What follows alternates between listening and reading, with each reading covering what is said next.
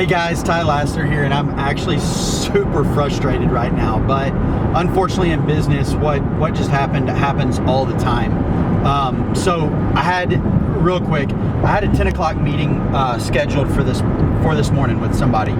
And so I show up to the meeting and they're totally unprepared, didn't even know about the meeting, had forgotten about it, and we actually scheduled the meeting directly with them. But it boils down to, it's why so many entrepreneurs and business owners fail, and it's why there's only about 5% of businesses and startup businesses that actually make it to 5 years in business and then really become successful there after that. And so one thing that I've noticed so often with so many entrepreneurs is, like this morning, we show up to that meeting, he's unprepared, doesn't know what's going on.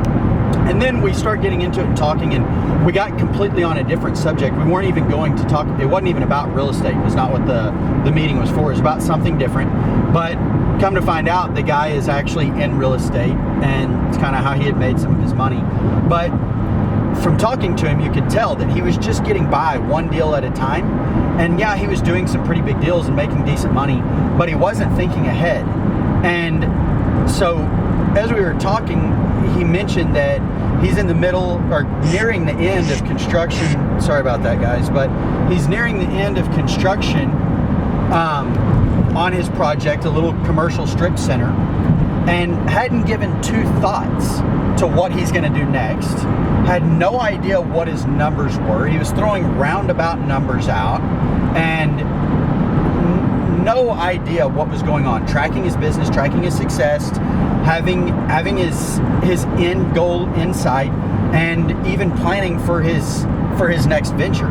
And that's the difference between successful business owners, successful entrepreneurs, and people that just kind of get by and float by. I am always thinking 8, 10, 12 moves ahead.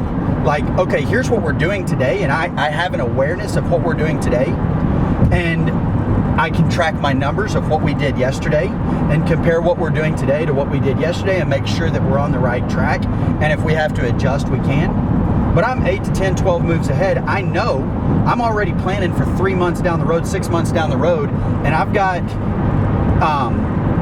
things in place that are marketing and building our business for 3, 6, 12 months ahead.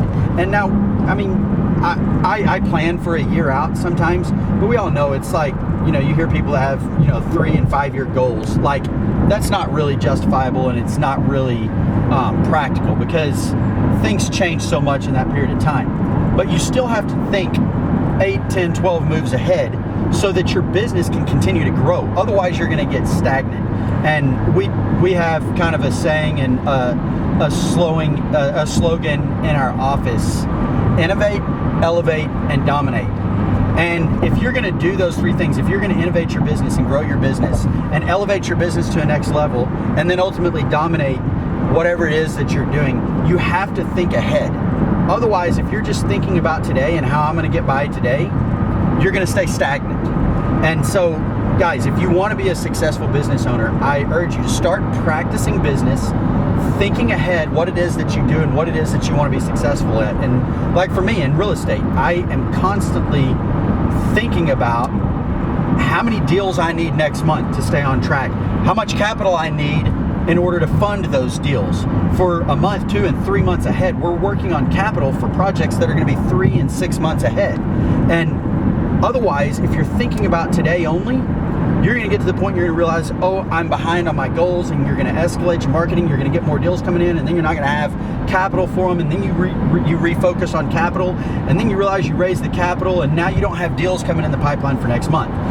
If you want to be successful, you've got to learn and practice to start thinking ahead, guys. All right, so I'm driving right now, I'm thinking ahead, so let's jump off this video and we'll catch back up later.